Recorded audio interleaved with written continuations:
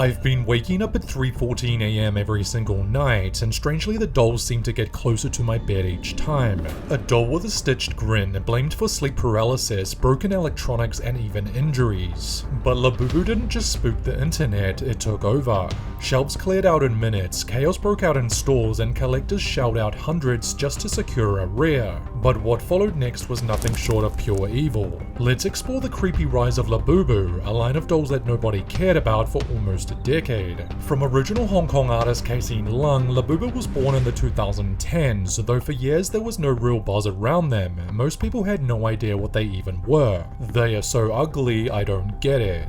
Then Pop Mart got involved, a company known for their quote designer toys often sold in a blind box format. The Chinese toy giant gave Labubu a factory line, mystery drops, flashy displays, and secret rares, essentially gamifying a brand nobody really cared about. Suddenly the forgotten creepy toy was everywhere, including vending machines, shopping malls, and even airport pop-ups. But once celebrities began sporting them as keychains, it was over.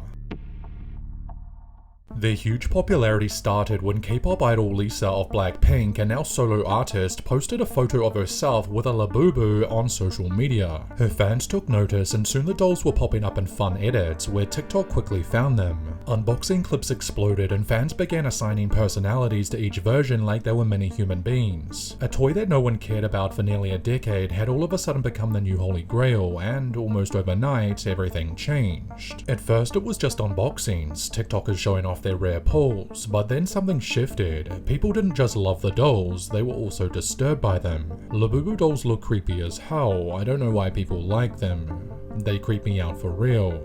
I feel uncomfortable just looking at it. Collectors started calling out the weird stare they have, the wide and sharp grin, saying that sometimes it made them feel uneasy. Others swore that the dolls were watching them. Then came the weirder stories, sleep paralysis, flickering lights, and pets acting strange. All in videos that had one common feature, a Labubu somewhere in the frame. That's when a bizarre theory emerged. Some claimed Labubu looked and sounded eerily similar to Pazuzu, the Mesopotamian demon tied to disease and misfortune. With people posting things like, "Warning, Labubu isn't a toy, it's a cult, a plush vessel for the demon Pazuzu. Everyone who brings it home signs a contract." Most people just wrote it off as TikTok fearmongering, but for others the resemblance was too close for comfort, though if anything, this only drove up popularity and sales even more. For a lot of people, this turned into an obsession. When new Labubu drops hit stores, people sprinted through malls, shoving their way past security, other customers, and even flipped entire displays over just to grab a box, without even knowing what was inside. With a witness to it all saying, "It was just getting ridiculous to be in that situation where people were fighting and shouting, you felt scared." No doubt hoping that they were going to be lucky enough to pull a 1 in 72 secret rare, odds of that being discussed at length on Reddit. Based on the 1 in 72 probability of pulling a special, we assume that we will randomly choose 6 dolls in a population of 72. This follows a hypergeometrical distribution. N equals 72, M equals 6, D equals 1, and the chance of you pulling one special in a full set will be 1 over 12 or 8.33%. These extra lengths only led to scalpers adding to the mayhem, although it's not entirely surprising. Next up, 30 seconds on the clock, starting off at $1. 3, 2, 1, go guys. If the demand is there and the supply is low, the scalpers will be there no matter what the product. Rare variants appeared online within hours of new drops, often listed for hundreds, sometimes thousands more than what they were purchased for, simply because they were quote, rare.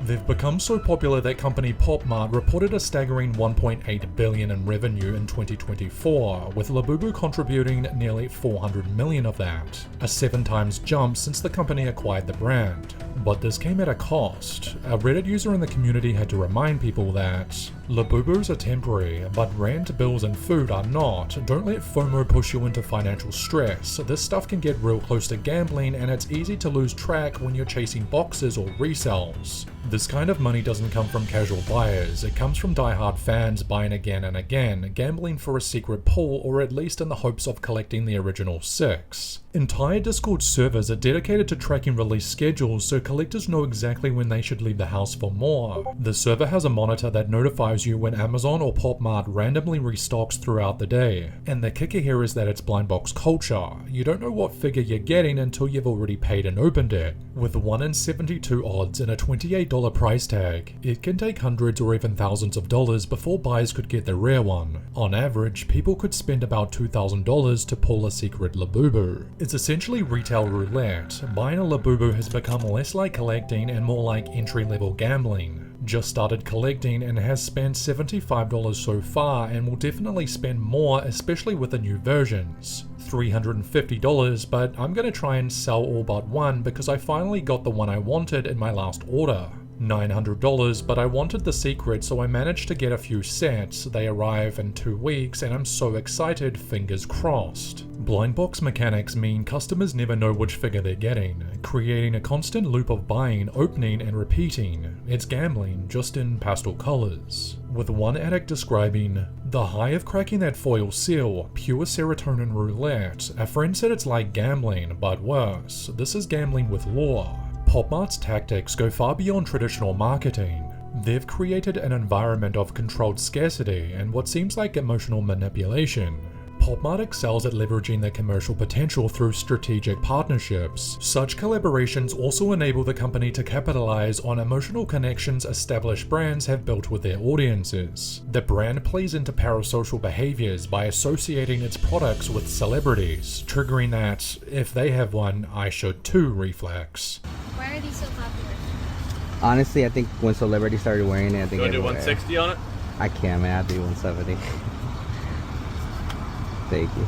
You're not just buying a toy, you're buying the illusion of exclusivity, and the price of that illusion keeps going up. Despite many thinking the trend is evil, Pop Mart insists Labubu is based on a Nordic-inspired forest creature, mischievous, not malevolent, like something from a whimsical children's book. Though, at this point, Labubu has become more than just a children's play toy. It's an experience and superstition for adults. People don't just buy them, they compete for them, obsess over them, and attribute real-world consequences to how they handle them.